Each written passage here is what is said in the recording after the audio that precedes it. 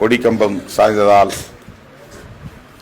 பாதிக்கப்பட்டு சம்பவ இடத்திலேயே உயிரிழக்க நேர்ந்தது. உயிரிழந்த தம்பி சின்னதுரையின் குடும்பத்தினரை சந்தித்து ஆறுதல் சொன்னோம்.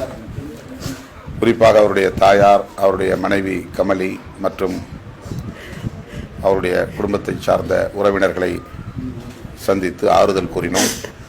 கட்சியின் சார்பில் அந்த குடும்பத்திற்கு ரூபாய் 2 லட்சம் இழப்பீட்டுத் தொகையும் வழங்கினோம். திருச்சிராப்பள்ளியில் சிறப்பு முகாமில் தொடர்ந்து ஈழத் தமிழர்கள் போராட்டத்தில் ஈடுபட்டு வருகின்றனர். வழக்கு பதிவு செய்யப்படாமலேயே ஏராளமானவர்கள் அங்கே சிறைப்படுத்தப்பட்டிருக்கிறார்கள். பல ஆண்டுகளாக அவர்கள் உள்ளே கிடக்கிறார்கள். வழக்கு பதிவான நிலையில் குற்றப்பத்திரிகை தாக்கல் செய்யாமல் விசாரணை நடத்தாமல் பல ஆண்டுகளாக உள்ளே இருக்கிறார்கள்.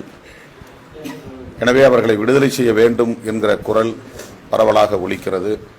அவர்களும் தொடர் போராட்டத்தில் ஈடுபட்டு வருகின்றனர். தமிழக அரசு இதில் உடனடியாக ஒரு நல்ல முடிவை எடுக்க வேண்டும். சிறப்பு முகாமை முற்றாக கலைக்க வேண்டும்.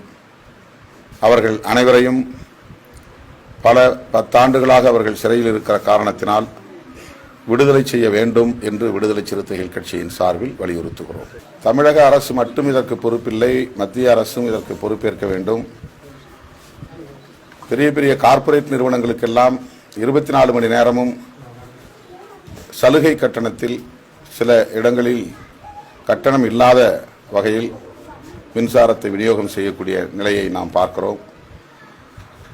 அத்தியாவசியமான தேவைக்கு மின்சாரம் தேவை பயன்படுகிறது.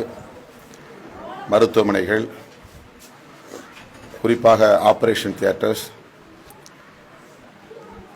ஐசியூ போன்ற உயிர் காக்கும் மருத்துவ பிரிவு, அப்படிப்பட்ட தேவைகளுக்கு அல்லாமல் பிற கார்ப்பரேட் நிறுவனங்களில் 24 மணி நேரமும் சலுகை கட்டணத்தில் மின்சாரம் வழங்குவதை மறுபரிசீலனை செய்ய வேண்டும். மின் தட்டுப்பாடு மற்றும் நிலக்கரி தட்டுப்பாடு ஆகியவற்றுக்கு மாநில அரசு மட்டுமே பொறுப்பேற்க முடியாது. மைய அரசு, ஒன்றிய அரசு தான் இதற்கு முழு பொறுப்பேற்க வேண்டும் என்பதை விடுதலை சிறுத்தைகள் சுட்டிக்காட்ட விரும்புகிறது. இந்த முறைகேடுகள் தொடர்பாக உரிய ஆதாரங்களை திரட்டி முதல்வரின் கவனத்திற்கு கொண்டு போகும். உடனுக்குடன் செய்திகளை தெரிந்து கொள்ள சன் நியூஸ் பெல் ஐகானை கிளிக் பண்ணுங்க.